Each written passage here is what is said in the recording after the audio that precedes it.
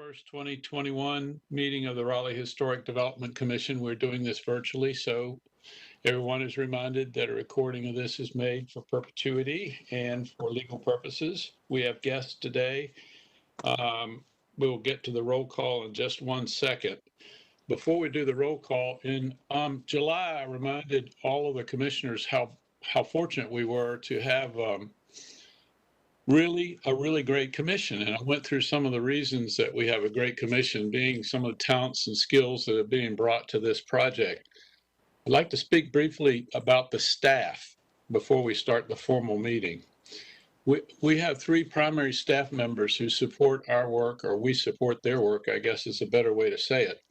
All of them have undergraduate degrees, college degrees, and plus master's degree studies.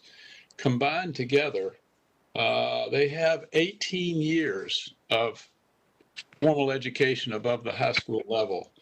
One of our members has her master's degree in historic preservation from the University of Pennsylvania in Philadelphia, her BS in interior design and public history. She also has a little bit of Spanish experience, and she worked on various historic site interpretations. She has published at least 2 pieces of literature in her field and has various associations with national organizations. Another one of our staff members has 14 years of experience in the Raleigh planning area alone, preservation and planning. She leapfrogged from the from Utah State Historic Preservation Office in Salt Lake City to the Maryland Historic Trust, to the Montgomery County Planning Department, and then to Raleigh City as a preservation planner in April of 2007. She's a graduate of the University of Utah at Salt Lake with an MS in Architectural Studies, and she has a degree from Clemson University in Clemson. And one of the little sidelights is that she participated in some database management for cemeteries, which is one of my side passions, cemetery preservation. She has published over 5 different publications as the author, and we're blessed to have her great experience. One of our other staff members has a BA in bioarchaeology and a BA in history, a dual BA from North Carolina State University. She graduated summa cum laude in her class. She minored in Spanish. She's made dean list for 4 years, which makes her infinitely more accomplished in studies than I ever was, and makes me feel forever like a muggle. But she has achieved superior things in her education and everything else. And she likewise has published on several occasions. Unique to her experience was participating in preserving 26 monuments and houses and types in cemeteries under the late Dean Rudrich Restorations Company. And she's apparently accomplished as a carpenter's assistant. She didn't list all the tools in her resume that she's accomplished at using, but believe me, she probably has skills with tools in that trade that succeed most of, not all of us in this room. Can we do the roll call? So we're blessed with them, and thank you. And I hope we support you in the way you need to be supported. And let's call the roll. All right. Well, here's the roll call of the best commission with the city. Gaston Williams. Here. Janine McAuliffe. Here. Katie Pate. Here. Travis Bailey. Here. Ian Dunn. Here. Sandy Feaster. Here. Rashay Height. Here. Curtis Casefang is excused. Heather Leah. Here. Harold Millette. Here. John Reese. Here. And Here. Susan Singer is excused. And I assume that we've done a sound check of all the people who are signed up to speak in the various matters this morning. Is that correct? We did. That is Did correct, most of them. Mr. Williams. Yes. All right, very good. Has everyone had the opportunity to look at the agenda for today, and are there any objections or changes that they wish to make? All right, there being none, by consensus, I'll find that we've approved the agenda for today's meeting. Next would be the items that were submitted as the minutes for the August 17th meeting of the commission. And are there any additions, corrections, or objections to the way they were presented to you in email? Then without objection, I will find that everybody unanimously moves to adopt or approve the minutes of the August meeting. Gaston? Yes. Gaston, that makes me uncomfortable. I'm not sure if that fits the bylaws. Can we have a vote? I mean, Okay. a motion and a second, please? Can I have a motion to approve the agenda? Made by Katie Pate, seconded by Verche Height. All those in favor of approving the agenda say aye. Aye. Aye. May I have a motion to approve the minutes of the August 17th, 2021 meeting? So moved. Moved by John Reese, seconded by Verche Height. Any discussion? All those in favor say aye. Aye. All those who do not approve say nay. The motion is carried.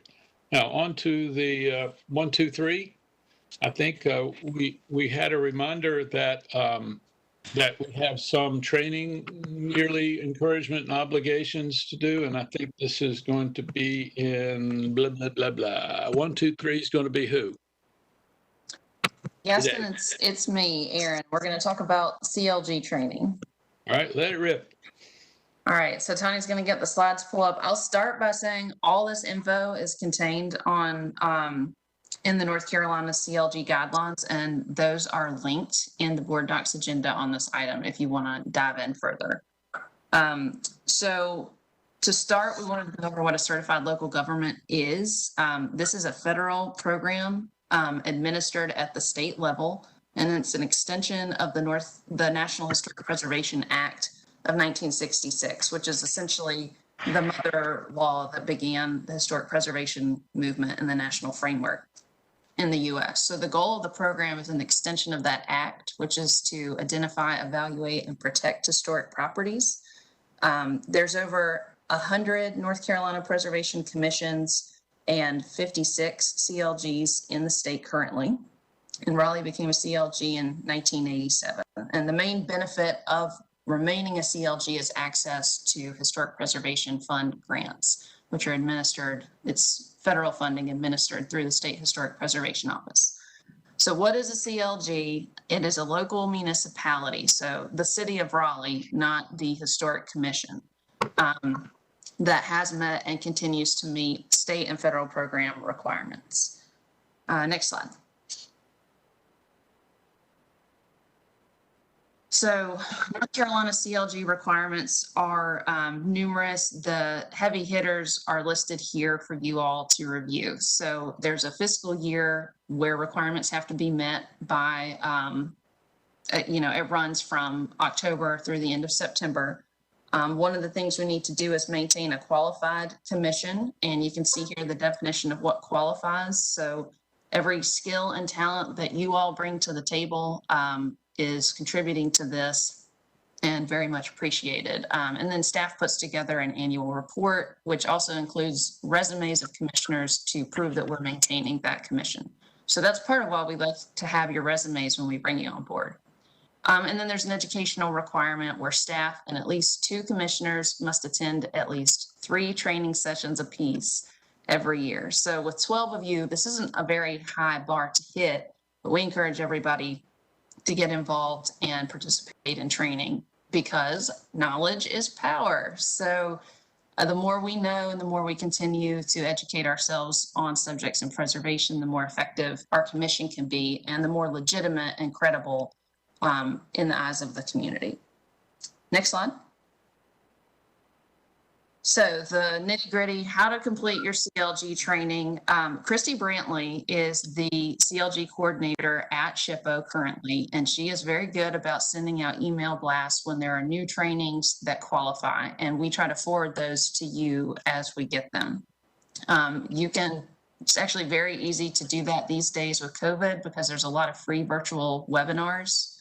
And all you have to do is view those and create a summary of what you learned and send it off to Christy, and she checks the box. There's lots of different sessions available. There's usually conferences that we're able to attend, like the PNC conference or the National Alliance of Preservation Commission Forum, which was canceled last year, but is on the horizon for July 2022 in Cincinnati.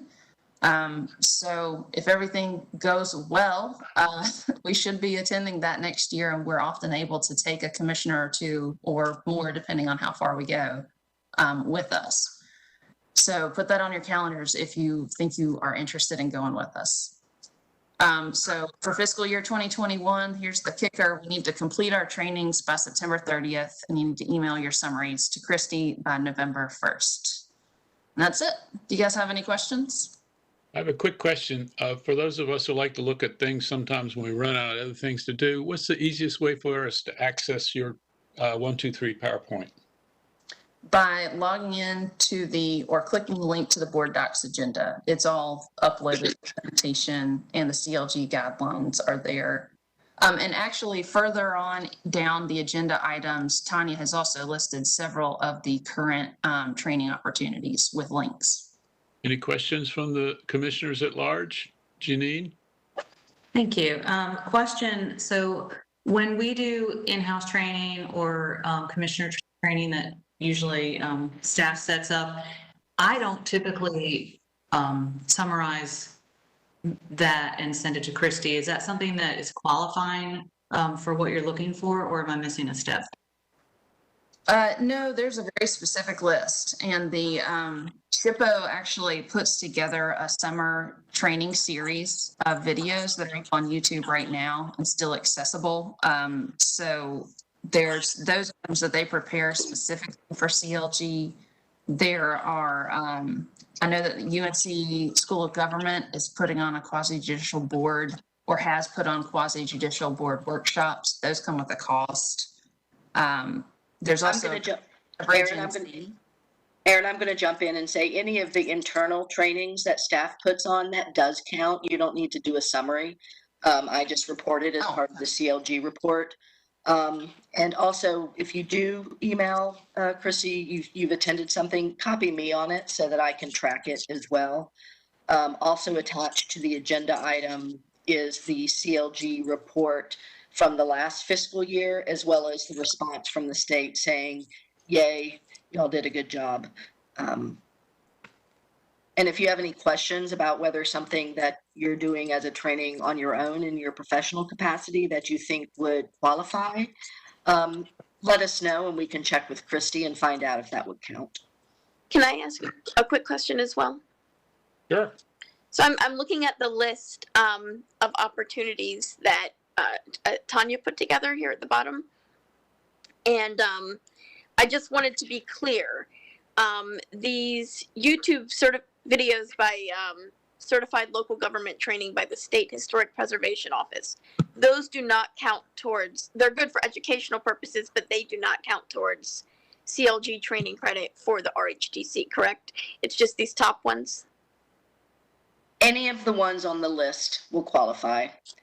So how many of those would I have to do in order to count towards one of our people, or would any of us have to do to count towards one of our people having that training completed and going towards the number that we need? It's say the number. Each one of those is its own. So there are 6 videos. Viewing 6 of those would be 6 sessions worth of training. So what I guess I'm trying to be clear is, I think we need a certain number of us to qualify under the training in order to, have the number that we need. Are you saying one of us just needs to watch one video to count as one towards that number? Tanya, I believe that's correct. Is that? Yes. It's a pretty low bar. If each of you do one training, then we're overqualified. Be overachievers. Yes. Okay, so it's that simple. We just can watch some of these YouTube videos and email in what we learned. Absolutely. Yes. Okay, well, good. Okay, just a reminder for Don, and any other questions quickly? Just a remember for our host, Don, and the attendees who are just watching or listening, 1, 2, 3 is an opportunity to have one topic, 2 minutes and 3 slides. We probably went about 4 minutes today, but that's the way we try to help educate ourselves on certain topics. And next month's topic is yet to be determined. So if you have a suggestion, let us know after the meeting. Moving on to Unified Development Ordinance Reviews, item number 1, which is case Z 6820. According to my notes. You are correct. This is Colette. Hello, everyone. While Tanya is pulling up the slides, I'll just give you a brief introduction into this request. So this rezoning case includes 2808 and 2812 Hillsborough Street and 6, 8, and 10 Bagwell Avenue. Some of these properties are included in the West Raleigh National Register Historic District. Tanya, I believe, is this the applicant's presentation or the staff presentation? Actually, that did look like the applicant's. Hold on, sorry. So there are 4 parcels as part of this application that are included in the West Raleigh National Register Historic District. And those parcels contain 3 circa 1925 contributing buildings and 1 circa 1952 contributing building. 2808 Hillsborough Street, which is a circa 1962 commercial building, is not included in the West Raleigh National Register Historic District. A previous RHDC reviewed a rezoning application for some of these properties. It was 2812 Hillsborough and 6 Bagwell Avenue in 2016. And at the time, that request was a slightly different change. And in that instance, the commission did not vote to support the request. And we did provide that earlier memo for your reference. So here you go. This is just a map of the West Raleigh boundaries. You can see it's also somewhat close to one of our landmarks, the Milton Small and Associates office building. And from here, I'll hand it to Jason to go through the specifics of the request. Then, as you saw, the applicants have a presentation as well. And we can. And for the record, this is Jason Harden. Correct. So Jason, take it away. Good morning, everyone. Jason Harden with Planning and Development. So I'll just go briefly through the request, and you probably are very familiar, but it's essentially across the street from NC State's campus near the Stanhope, right along Hillsborough Street. Next slide, please.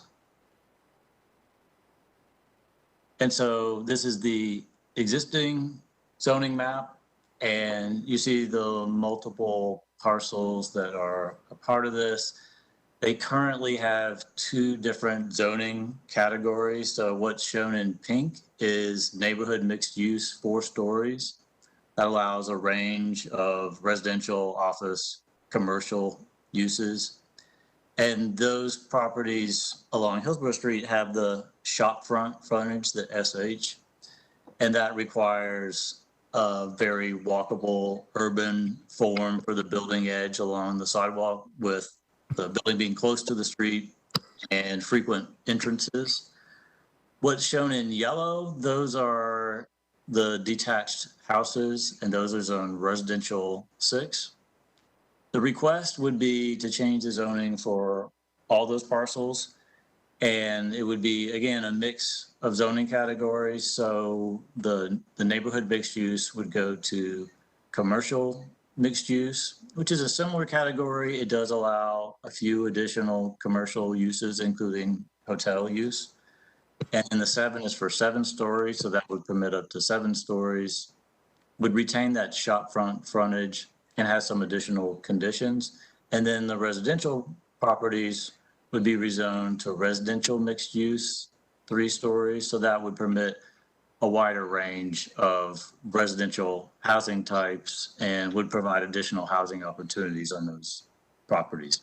Hasn't yet gone to the planning commission, so certainly the input that the historic commission provides will be something that they'll see once they take it up. Next slide, please. So this is more of a zoning analysis, but you can see mixed use zoning is obviously prevalent along Hillsborough Street, and NC State's campus has the blue office mixed use zoning, and then further to the north off of Hillsborough Street, you see more residential zoning. Next slide. And so this is an aerial view of some of the current uses and what the area looks like. Again, retail, other commercial uses along Hillsborough, some residential uses further to the north and State to the south. Next slide. And a couple of views of the site itself. So you're probably familiar, but looking from top left and then going clockwise, you see right along Hillsborough and Bagwell, the existing building. Then a couple of views of the detached houses that are a part of the request. And then bottom right is looking south back towards Hillsborough Street. Next slide. And these are the conditions that would go along with this rezoning request. Prohibits some of those commercial uses in the CX zone portion. Prohibits commercial uses in the RX, the residential mixed use portion. So those would only be for residential use. Limits the number of bedrooms and keeps retail use close to Hillsborough Street. I believe that's the last slide that I have. Yeah, happy to take questions if there are any. Go ahead, just state your name and ask your question. I'm missing my grid at the moment. I'll find it. Sandy, do you have a question? I have a question. I was curious. I'm familiar with the neighborhood, but This is Heather Lee speaking. yeah, it's Heather. Yes, Heather Leah. I was curious. Do we know much about? I know the houses are old, but do we know much about the history of the houses or the neighborhood itself? And that question's kind of open for anyone in the commission who also may know something about the history of that area. So I would This is Colette. preservation staff for that question. Go ahead, Colette. Yeah. So within the West Raleigh National Register District Report, there's a description of the architecture of the houses and structures, but I don't believe any of the social or cultural history was included. It wasn't that intensive of research for the writing of that report. So no, we do not have specific details on, former residents or anything like that. Okay, that makes sense. I just wanted to make sure,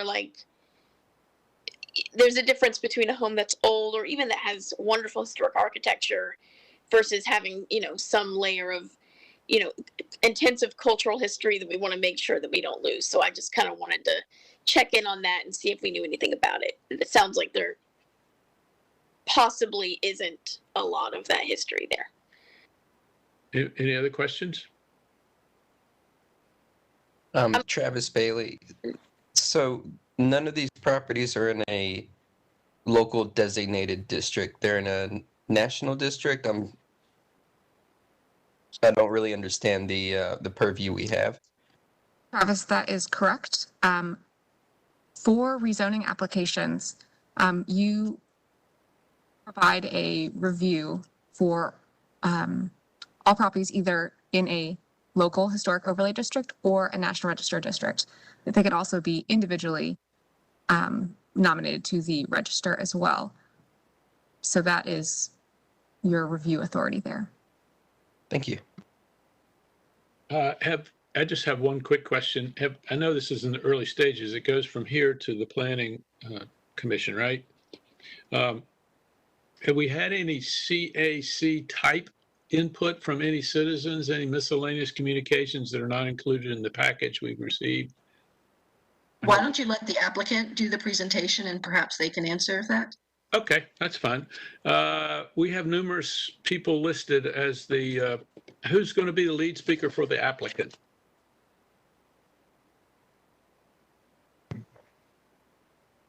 I believe that should be a question for Miss Ashton to answer. Michael Birch from our team is going to be leading the presentation. Okay, and Michael Birch is an applicant's attorney. Michael, welcome to the commission meeting. The floor is yours. Sir, good morning.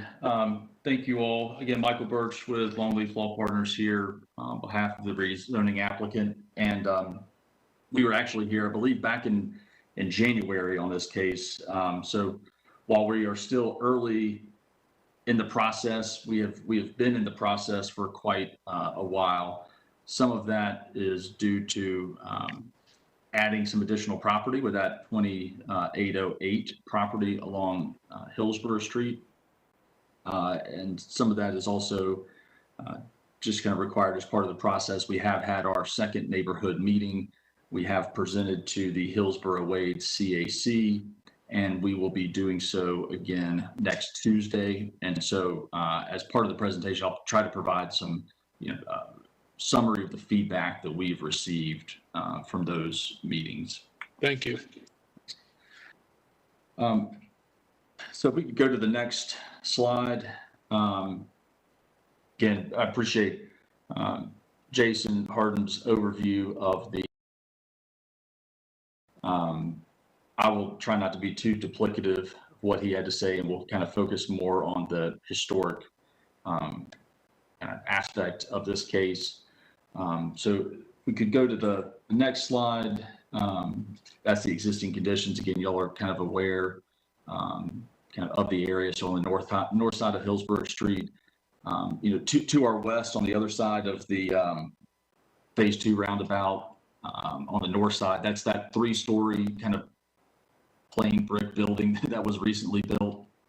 On the south side, kind of towards that area, that's where you kind of encounter the Stanhope apartments and the Landmark apartments. And again, to our east is, and on the south is kind of main campus. We can go to the next slide. Again, Jason's presentation included some pictures of those existing structures at 6, 8, and 10 Bagwell. You go to the next slide. That is a picture of the 2 commercial structures, those single-story commercial structures along Hillsborough Street. We go to the next slide. And Jason touched kind of on the current zoning with neighborhood mixed use for the 2 properties with frontage along Hillsborough Street, residential zoning for the properties behind along Bagwell. Go to the next slide. Future land use map is pretty kind of duplicative of current zoning. If we go to the next slide, this is the urban form map. It includes some recent amendments adopted by City Council to kind of better reflect kind of the most current and up-to-date transit plans, transit investment. And so these properties are located along Hillsborough Street, which is served by the Wolf Line, which has very frequent bus transit. It is also in close proximity to the bus rapid transit line planned for Western Boulevard. Those are those kind of purple circles and kind of the white rings that you see kind of on the bottom of the page, but there is kind of direct pedestrian access from this site along Dan Allen Drive down to Western Boulevard. So I believe less than a half mile, right around half mile walk to the planned BRT along Western Boulevard. Go to the next slide.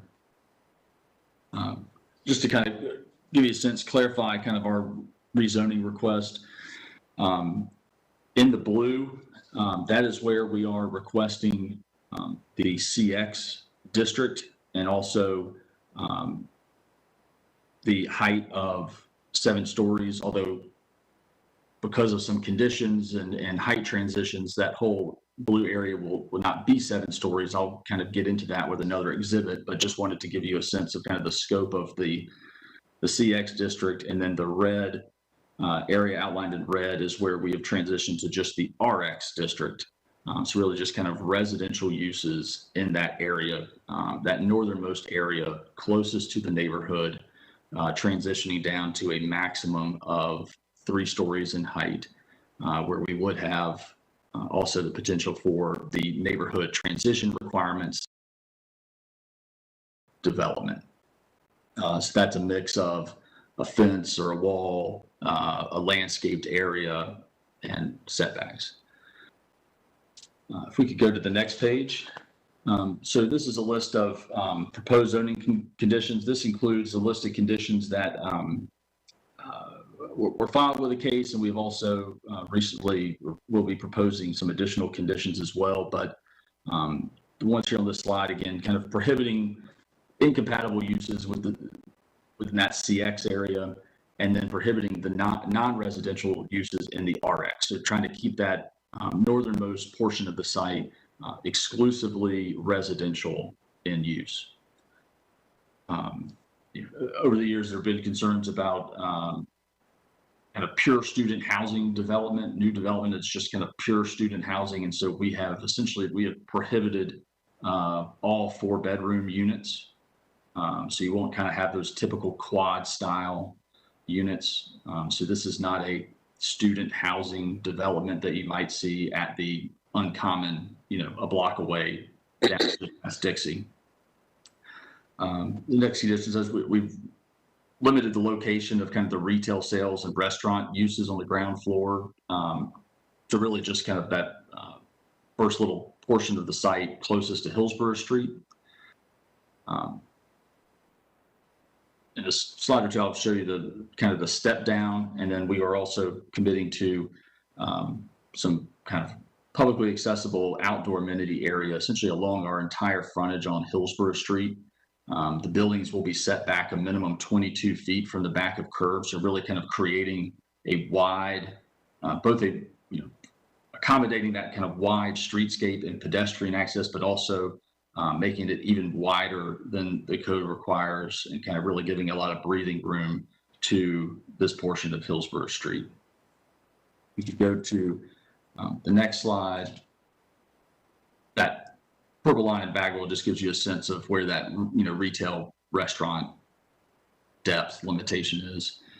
If we go to the next slide, this is the one that's focused on height transitions. And so on the left side of your screen, you have kind of Hillsborough Street.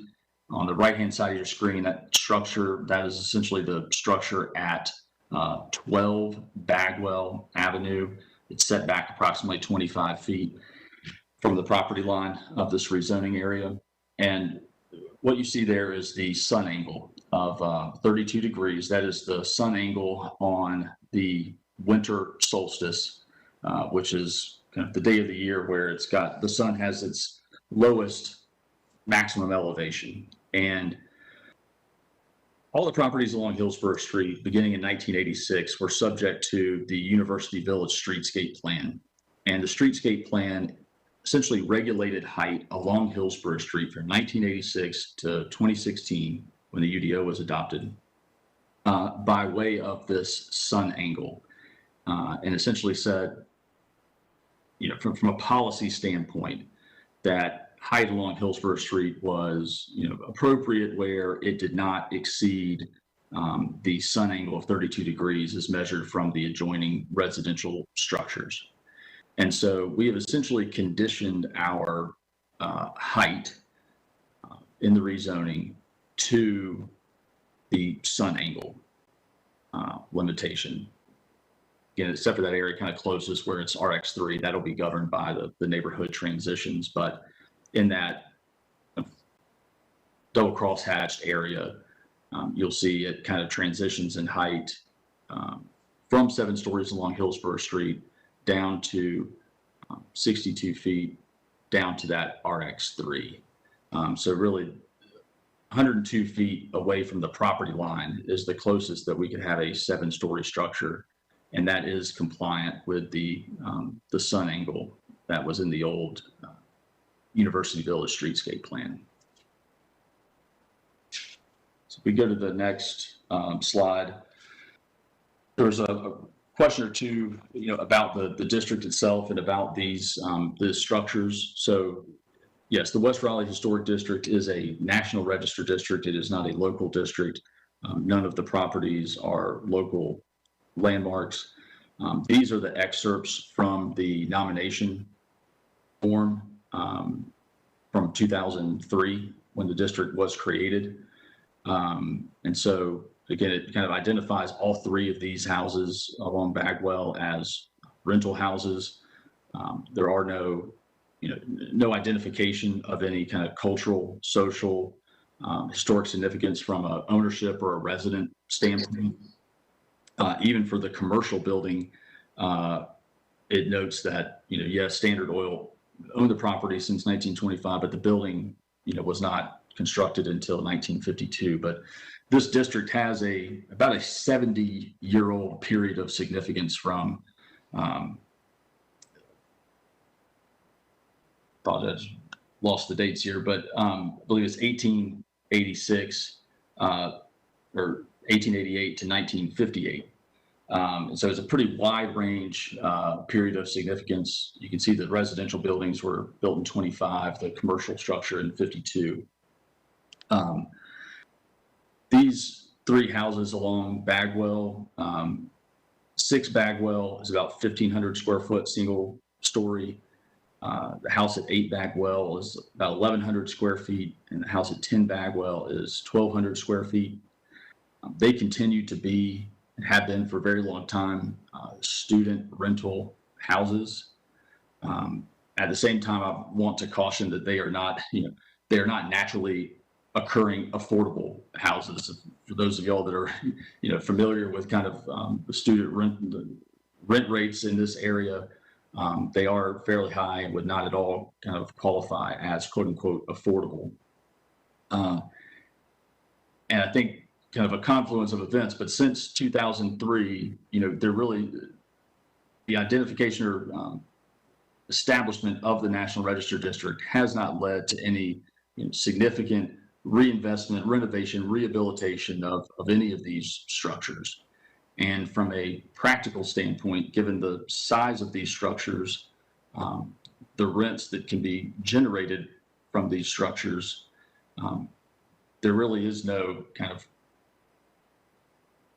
practical, realistic way to invest from a renovation, rehabilitation standpoint. And so either they kind of continue to be used in their current function, or they are included as part of kind of a larger scale redevelopment. And so we've included these in a larger scale redevelopment and have tried to make the rezoning request and the hopefully future development to be as respectful from a height standpoint of the properties adjacent within the historic district. If we could go to the next slide. Again, I know the staff reports include some kind of historic preservation policies.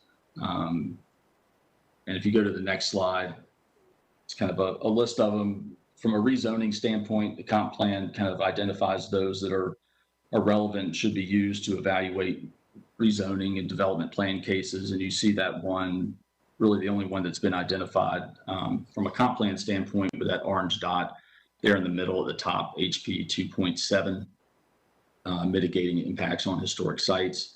And we've attempted to address that from a relationship to adjacent sites through that height transition, use transition. And although these conditions aren't in front of you, we know that this is something that the commission has discussed on other cases in the past, and it's something that we would be willing to add to the case if it was something that the commission felt was important. And that is adding conditions that require prior to kind of the removal of any of those single family homes, the developer would document the existing structures through photographs, detailed exterior elevation drawings, provide a copy, to the RHDC staff and SHPO, and then also allow for a period of time, for a nonprofit entity, individual, or any other entity to relocate any of those existing houses, without payment to the applicant. So we're willing to add those as well on those 6, 8, and 12, or excuse me, 6, 8, and 10 Bagwell properties, if that's something that the commission finds valuable. So with that concludes our presentation. Here to answer any questions the commission may have, and we appreciate your consideration. Travis Bailey, question for you, Michael, or this might go to staff. You brought up the bus rapid transit was in proximity to the property, and that also the Wolf Line provides frequent service. And I know that the city's overlay doesn't specify BRT be in direct proximity. It just says it's deals with the frequency of bus service. Is the height bonus that zoning provides something that you're planning to take advantage of? You mean from like the transit-oriented district standpoint? So we've not discussed it with staff. Our read of the latest was we kind of questioned whether this site would be eligible based on the applicability criteria of that district.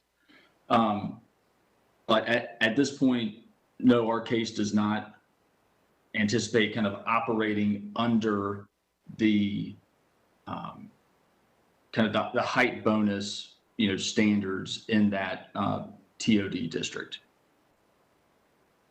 Thank you. And just to staff, I'm not quite sure how this height bonus works, but I know it's come up at least one other time in relation to a presentation about historic properties, and I don't know if that's something that we should be concerned of for historic properties or districts that would fall within these transportation overlays. I can speak to that briefly. This is Jason Harden again.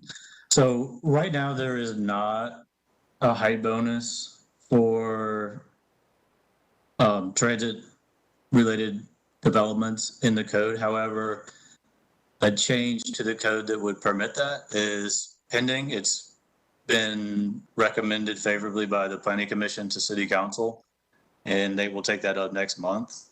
If they change into the UDO, then that would become part of the code. Right now, that district has generally not been applied. It has been applied, I believe, to only one property. However, there are plans in the works to apply that much more broadly. That would be, it's intended to be applied near the bus rapid transit, the BRT stations, rather than just to frequent transit in general. It conceivably certainly could be applied there, but at least the intent for now is that it would be applied along the BRT corridors.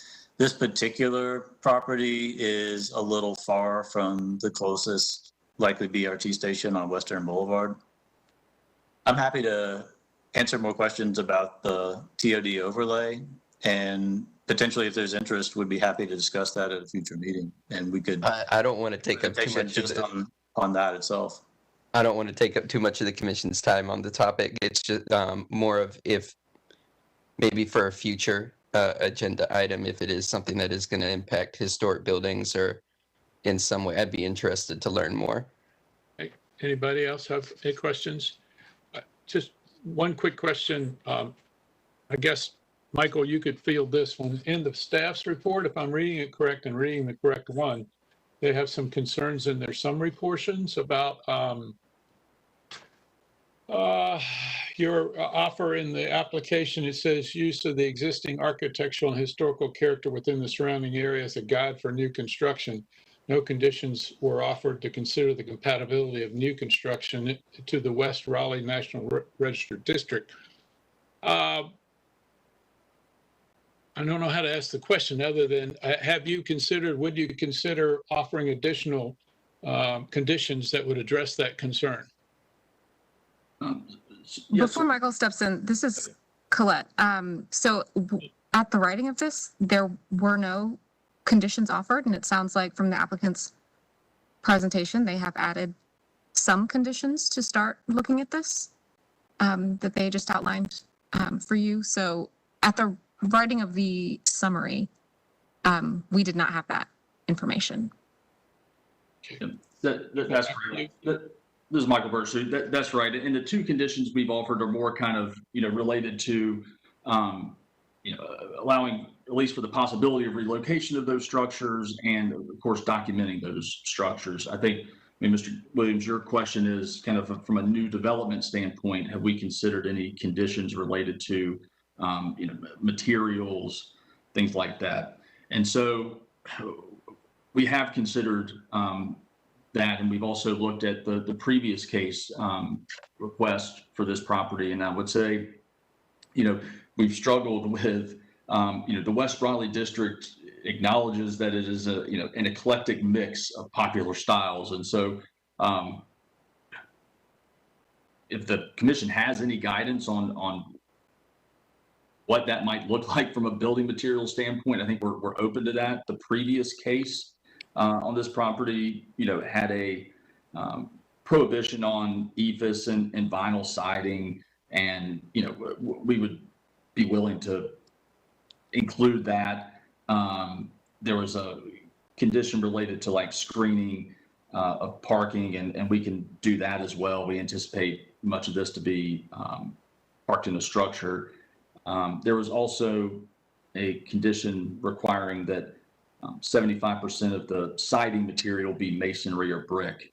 That's a pretty high percentage, and this case includes more property than that prior case does. But I think that applicant would be willing to consider something along those lines as well. But if the commission has any other, suggestions on materials or things like that, we are certainly open.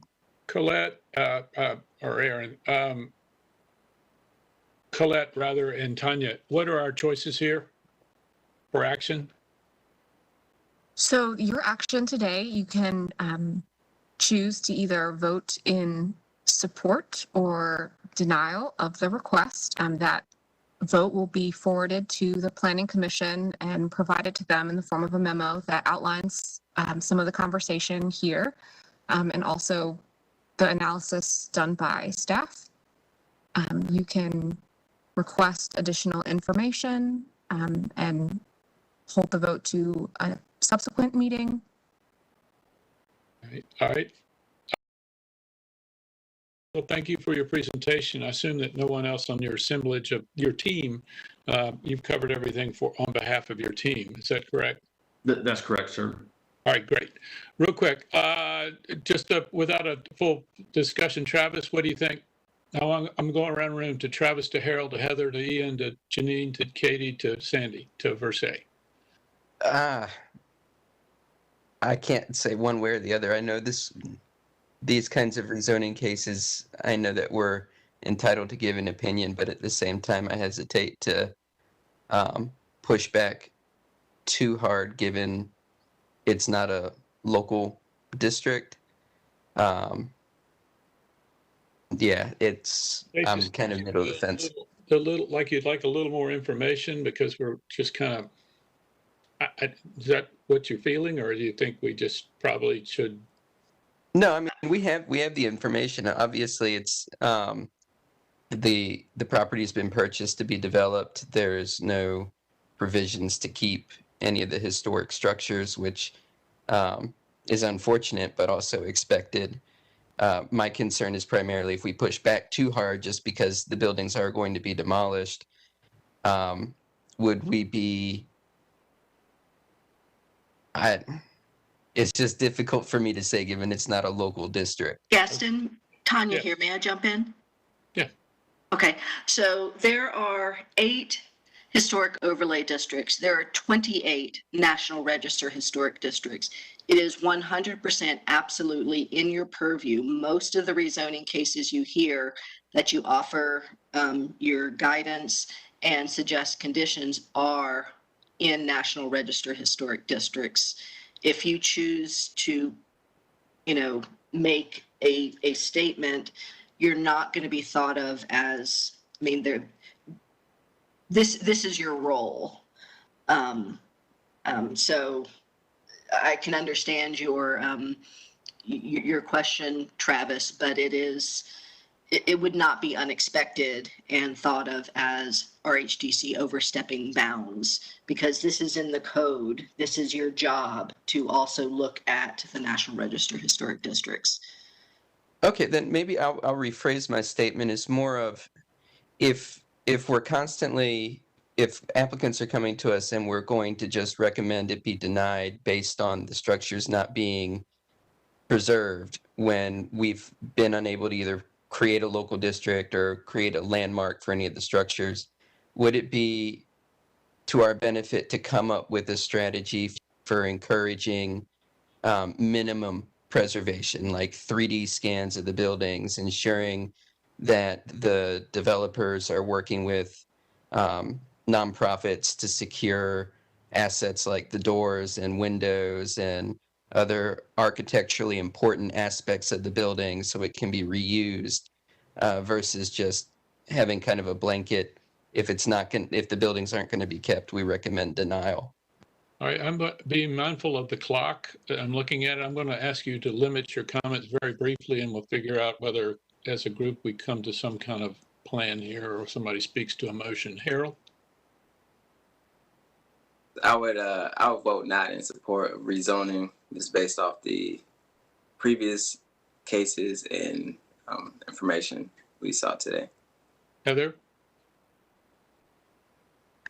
My biggest concerns were if there was any sort of rich cultural history in these homes. It doesn't sound like we have found any there. I was also concerned about housing and if these were affordable housing, if we were going to replace them with something not affordable. That's been addressed. It sounds like it's not affordable housing. It's student housing right now, for the most part. And then I was concerned about 7 stories compared to the current neighborhood, which they've addressed that as well. So my concerns have been addressed. Unless there's some rich history to this area, I personally would not see a problem with Ian? I'm in support of rezoning with conditions. I'd like to see building materials salvaged and some concerted effort to move the structures. Janine? Ian, I am in complete agreement with what Ian just said about those conditions and the documentation of the buildings prior to demo or removal. John's agreeing with your 2 comments. Katie? I wanted to say that I'm not a fan of losing anything in a historic district. However, I am in support of increasing the density in this area, especially because that's typical of this district at the time. At this time, however, I also feel like we run into a lot of cases where rental homes are seen as inherently unimportant historically because they don't belong to the person occupying them. But I think we've addressed before that rental homes have their own historic context that we need to be mindful of. And even if they are not being occupied by marginalized groups or being used as student housing, I still think that removing them contributes to gentrification by normalizing demolishing historic homes, despite the price point. However, going forward, I do like Travis's idea about having some preservation standards. I like Ian's idea as well. And I would like us to continue the conversation about building materials and how we can make it aesthetically match. Sandy? I think we've all covered quite a few of my concerns. As Katie mentioned, the building materials, I think, would be a good discussion. Also concerned about understanding more about the history. I know it's maybe wasn't completed, but it would be interesting to see a little bit more about the history. But I would be inclined to approve, given those things, those conditions.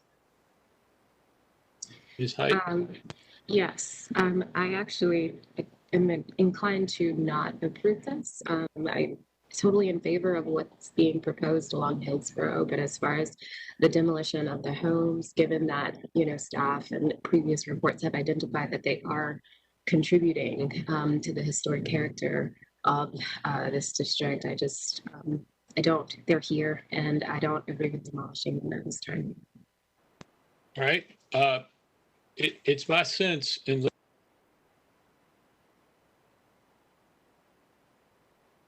You're muted. It's my sense in listening to the comments that Janine and Ian and John may have a motion that incorporates some of our concerns in. I don't know how you say you tentatively approve it with conditions and conditions upon conditions, but that seems to be one of the voices that's coming out of the discussion. But we open for a motion on the table.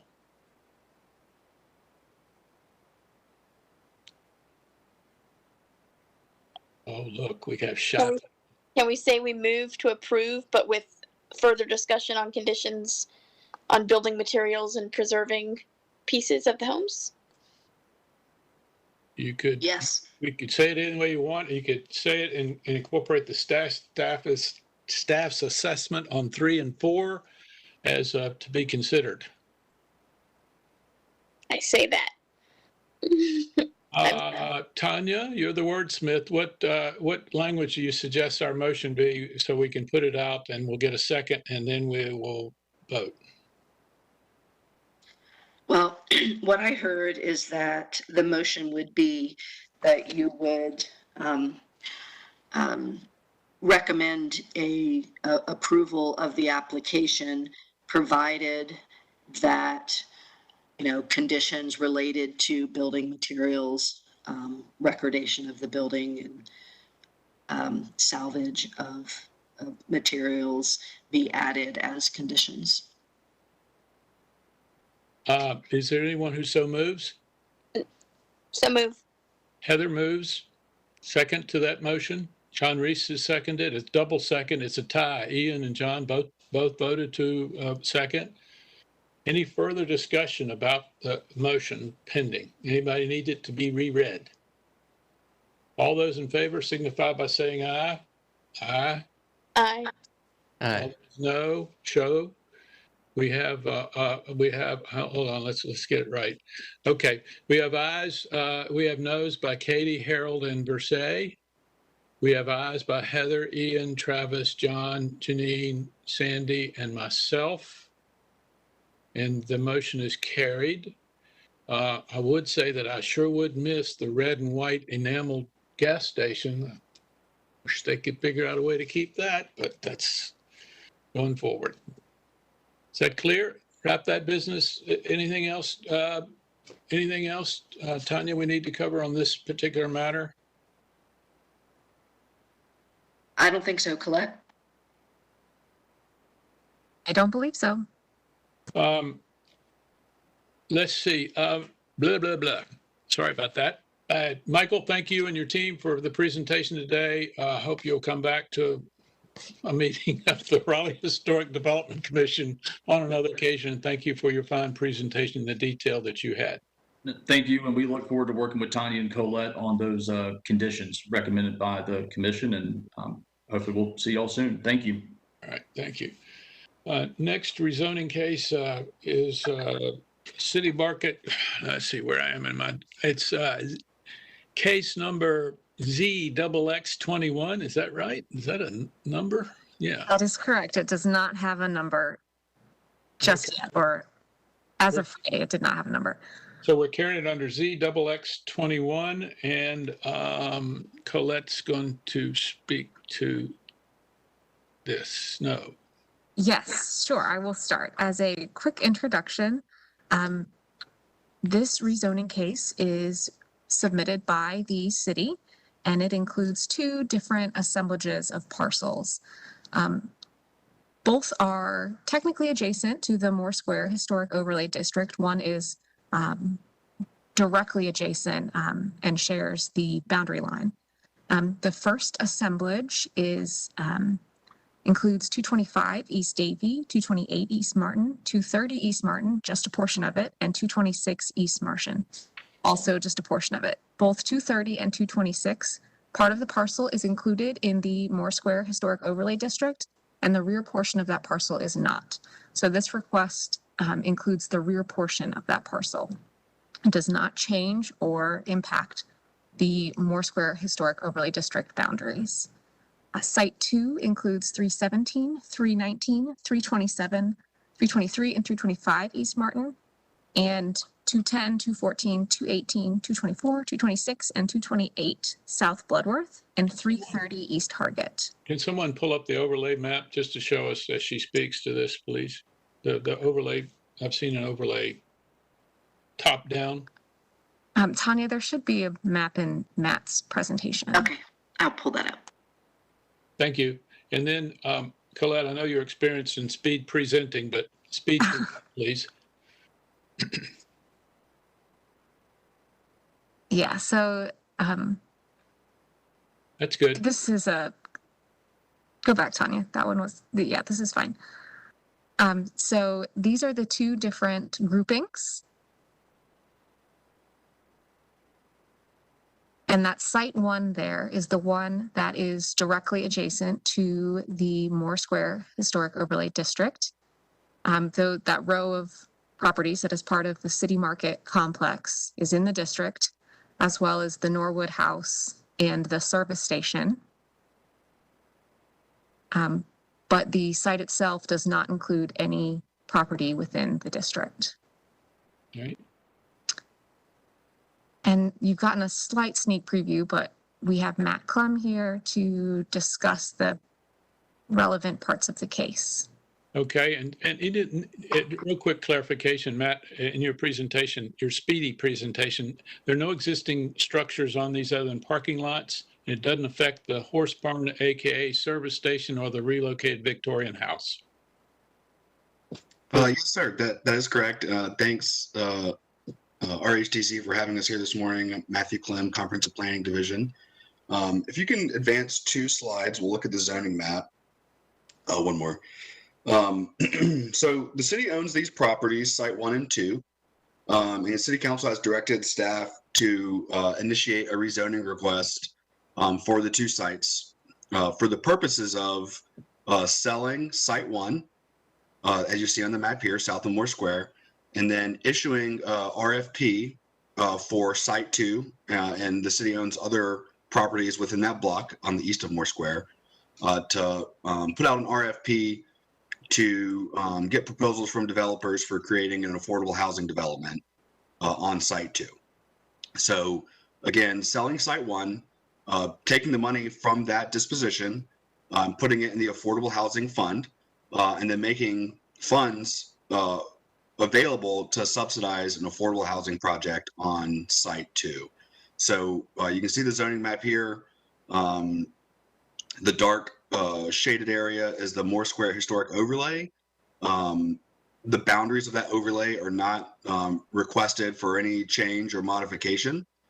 So in the southern site 1, we're looking to rezone city-owned properties completely outside of that historic overlay district. And in site 2, there are existing zoning conditions on the site that make the development of a housing, affordable housing development difficult, and we'll get through those in just a minute.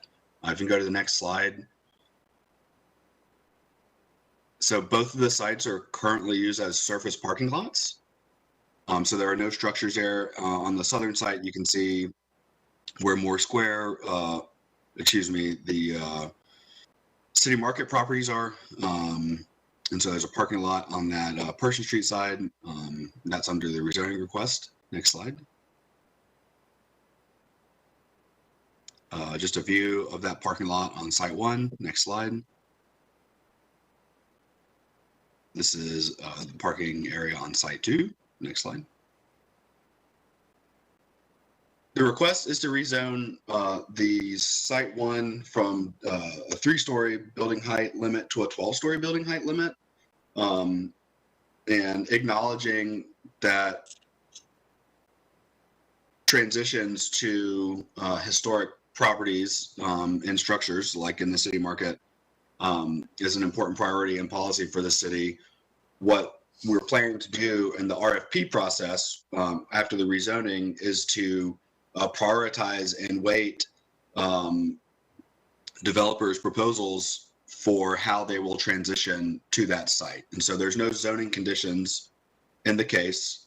It is the city attorney's opinion that the city cannot impose zoning conditions on city-owned property, so we cannot bring forward a conditional use zoning case.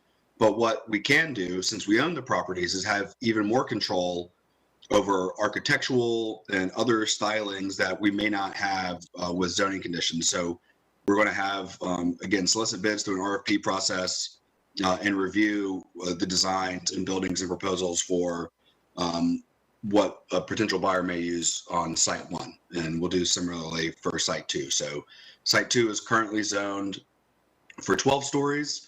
We're maintaining that height designation and removing the zoning conditions. And we go to the next slide. Again, just written what I spoke through. Next slide. So these are the zoning conditions on site 2. And we think that they make the development of affordable housing difficult here. Specifically, the first condition says that residential uses will be within 55 feet. We plan for the entire site to have a residential development on it, so we're going to remove that. Site lighting, when these conditions were added, we think that's duplicative of the code. There are trees centrally located in the block, and if those trees aren't removed, it means that we can't build housing there, so that makes it difficult. The parking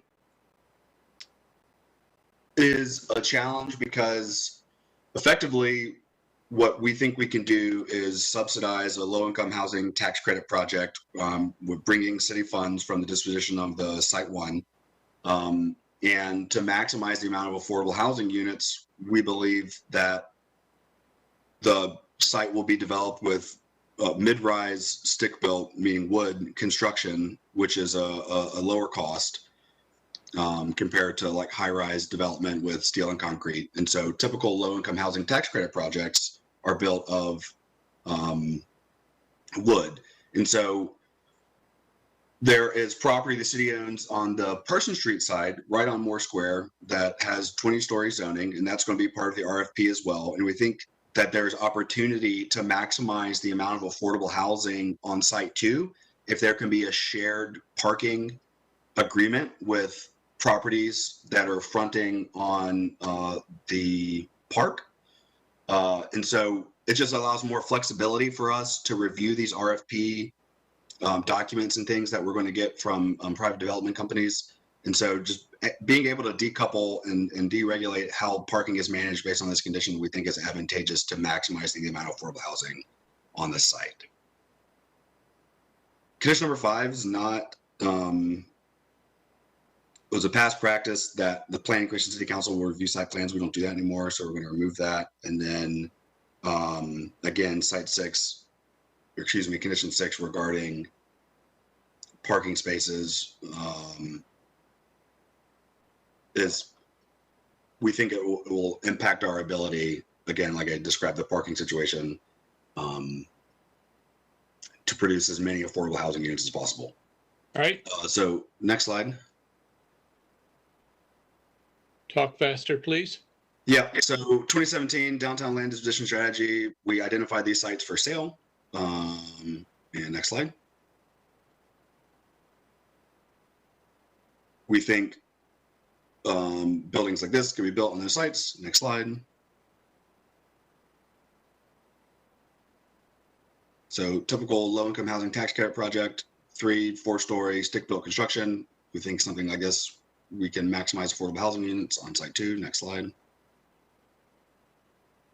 Just talk through this about removing the conditions. Next slide. Again, just some of our strategy of why we're rezoning first before selling and soliciting bids. Next slide. That's really it. And there's just a summary. I can take any questions. This is Colette. Prior to jumping into questions, so I just wanted to give you some direction. Your action here is to, like the previous application, either vote in to support or to request denial of the application.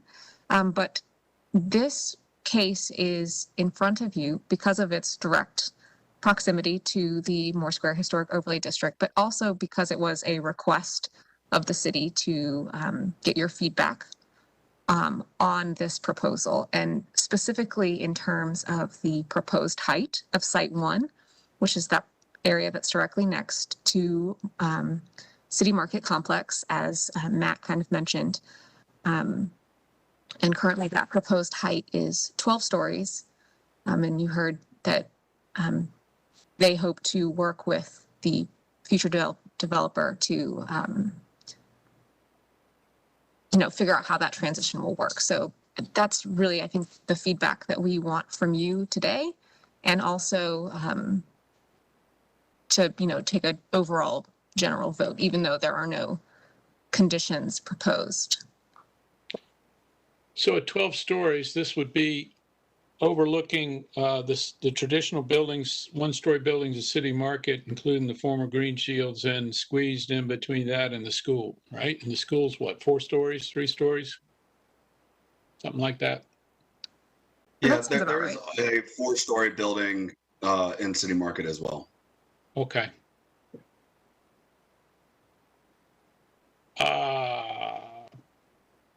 Is there a motion? I have a quick question. Katie and Verche. Go ahead. Either one, Verche.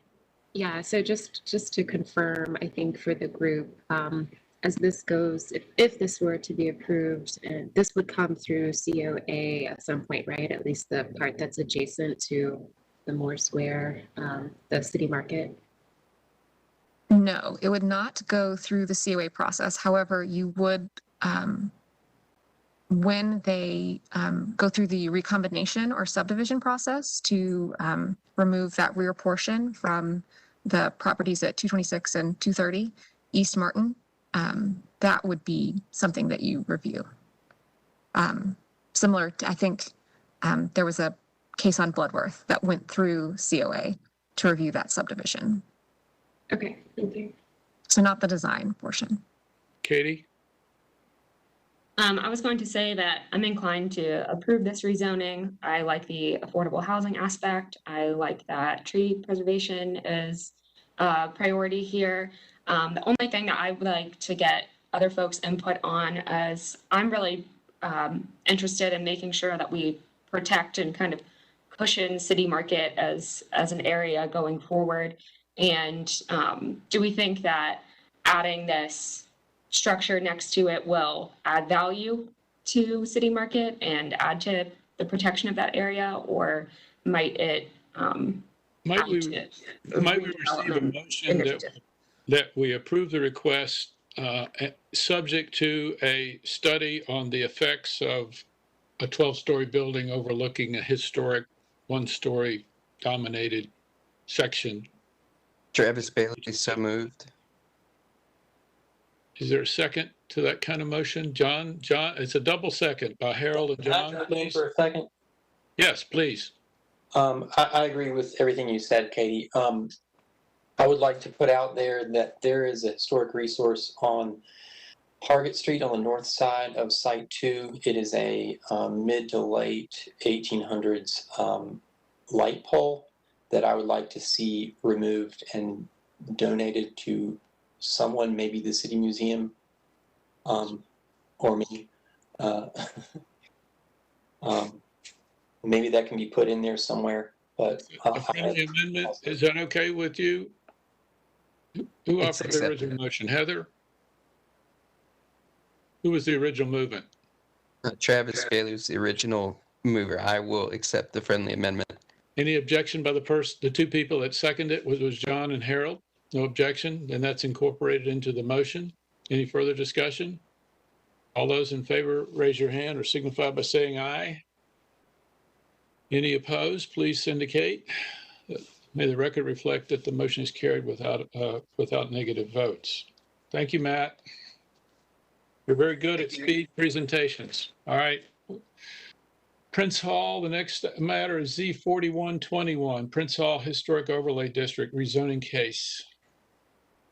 And speaking to this is You've got me Colette? again. This is Colette. Yep.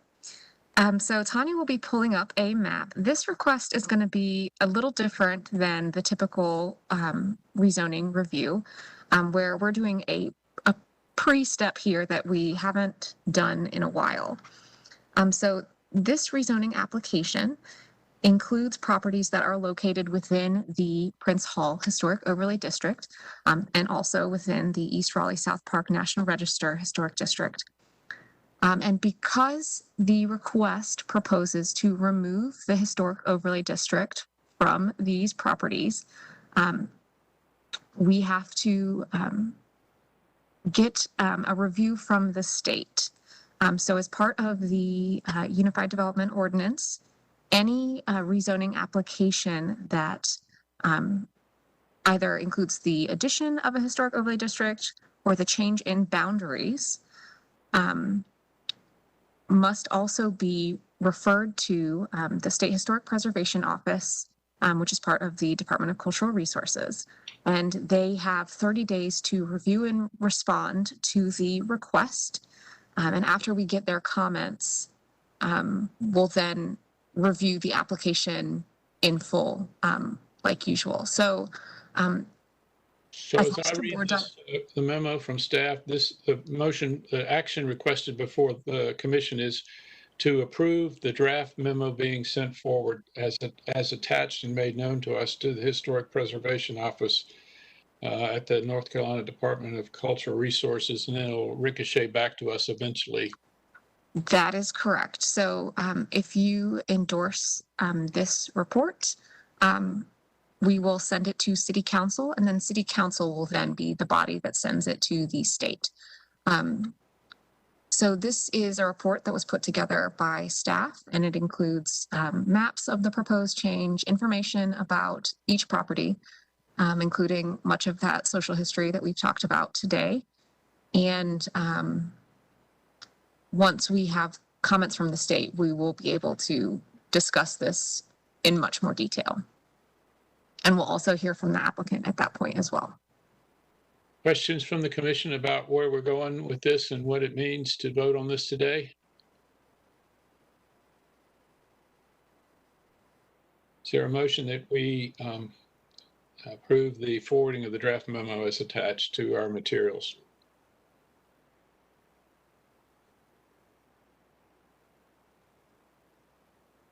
Hang on, are we freezing? Frozen? Yes, and this is Erin. I saw Rashay raise her hand. Okay, thank you very much for that help. I appreciate it.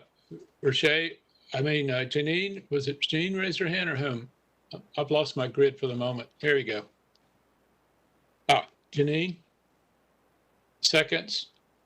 Whose motion? Rashay's? Rashay made a motion and Janine seconded it. All those in favor signify by saying aye or raising your hand. All those opposed do likewise. There is no opposition to forwarding this draft report. Next item is, where am I? I'm lost in my agenda. Are we on to certified? No, we're not. Yes. By neglect? Well, there are no demo by neglect cases. The next thing up is the final vote on the proposed historic landmark designation of the Thompson Jones Anderson Allen House. This item on your agenda is this item. You want to speak to it, please? Can you hear me? Yeah. Okay. So the rezoning application. This historic landmark designation application we presented to y'all earlier this year. It was subject to a joint public hearing on September 7th. No one signed up to speak. However, the property owner, Ms. Robertson, did provide a letter of support, which I attached to the agenda. Also attached to the agenda was the draft ordinance that has been reviewed by the city attorney's office and will be presented to city council for for adoption to designate this a Raleigh Historic Landmark. Upon your final vote, that is what you want to do. Questions? Motion? There's a motion by John Reese and seconded by Verche that we approve this and send it. How's the language need to read, Tanya? We approve the application. Yeah, you are finalizing your recommendation that the property meets the criteria for having special significance to be a Raleigh Historic Landmark, and that you're recommending that City Council adopt the ordinance designating it a Raleigh Historic Landmark. All those in favor signify by saying aye or raising your hand. All those opposed by doing the same. There is no opposition. The motion passes. There are no National Register nominations. We're on to the action items of RHDC website, which I'm going to combine into the report of the Community Awareness Committee. I believe that that Heather's about to tell you that the committee's met and preliminarily digested this issue and has a recapitulation of our digestion of the issue and a recommendation. Yeah, so Tanya or Aaron, I'm not sure, one of the staff put together this memo, which is attached, which sort of briefly goes into the pros and cons of the decision that we had to face. But essentially, right now, we have rhdc.org, our own individual website, but we also have a page or a grouping of pages on the City of Raleigh website. So this vote is to determine whether or not to go ahead and drop rhdc.org and just move all of that content, or as much as deemed necessary, to the City of Raleigh website and use that space for the foreseeable future.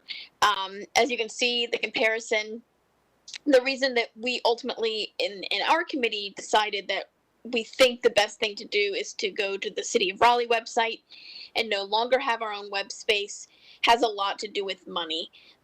We just don't have the money in our budget to overhaul the current website. The current website is, we can't really add many updates to it. It doesn't have any modern protections on it. So it's you know, in a situation where we could actually have problems due to the site being old. So there's also no dedicated staff for troubleshooting. We aren't maintaining it. And we don't have the independence to post in real time. There's a whole list here.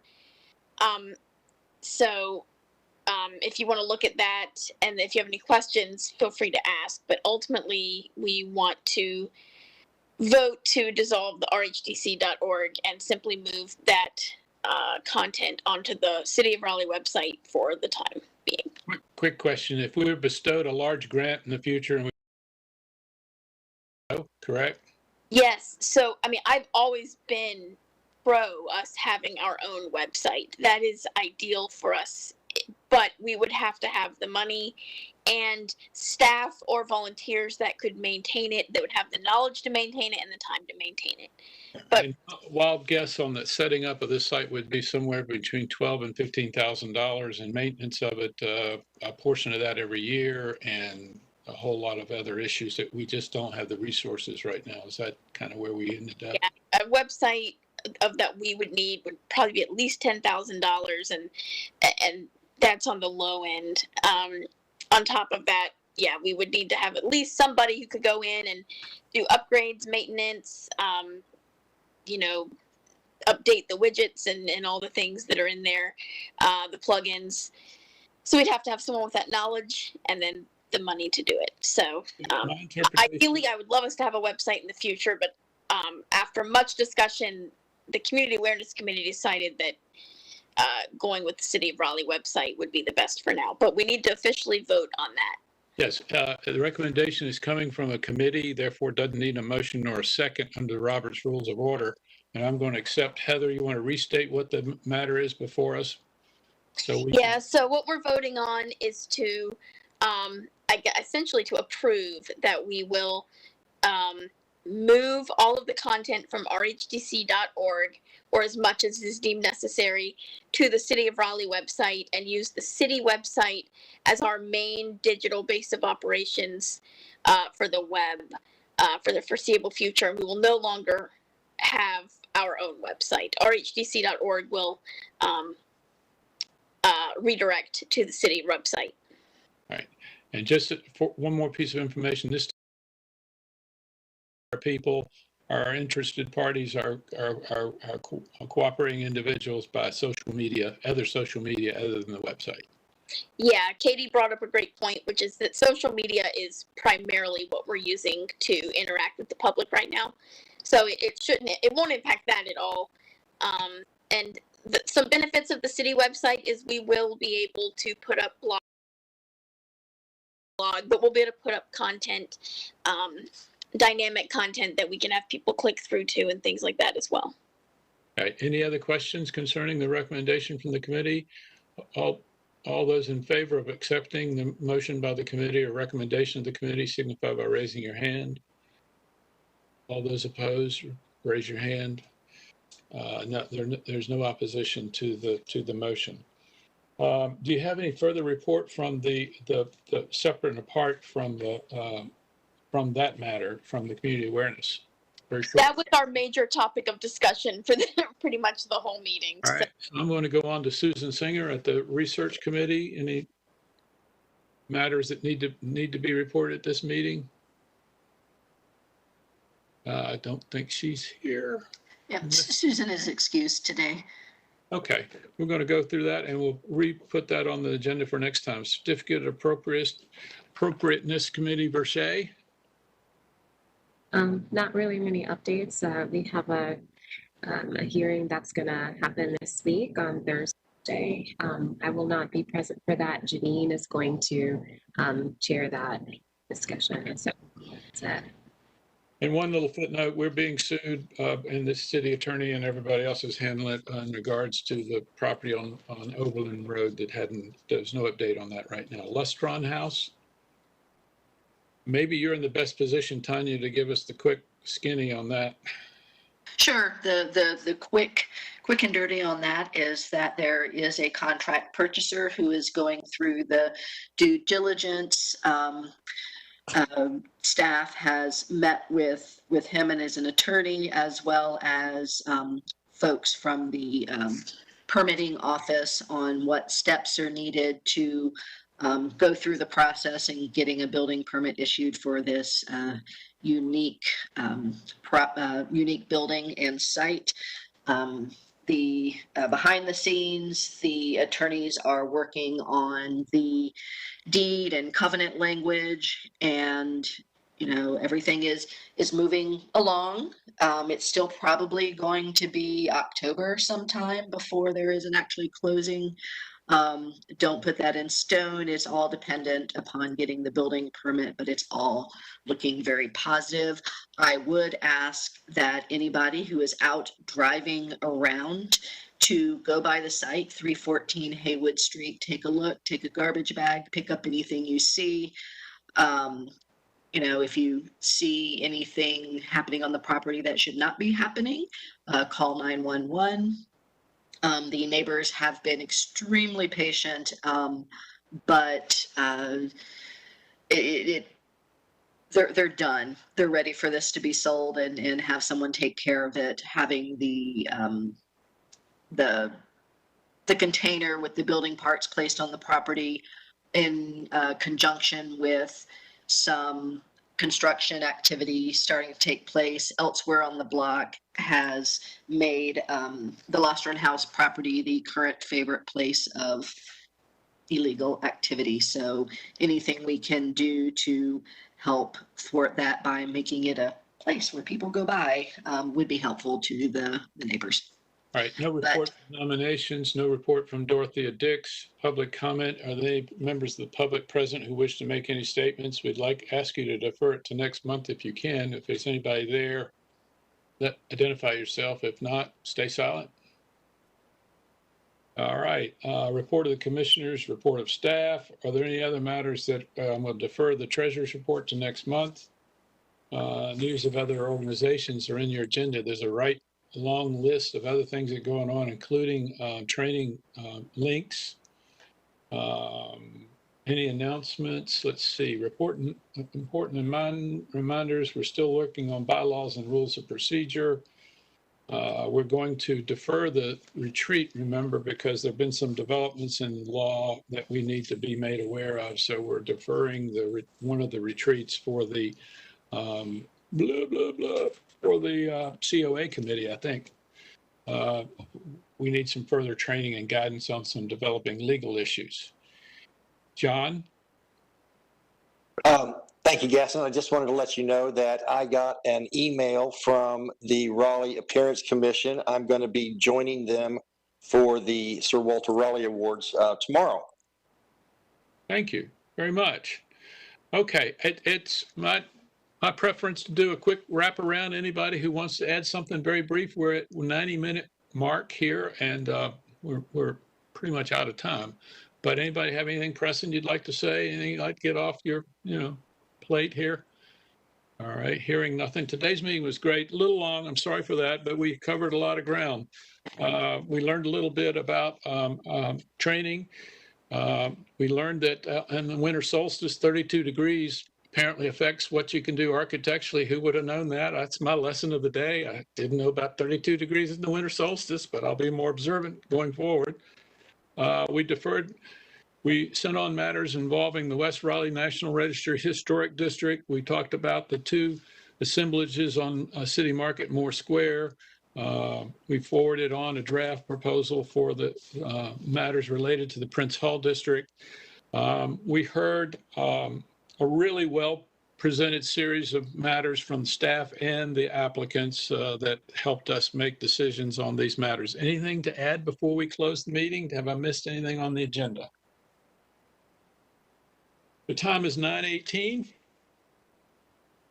So good to see you guys.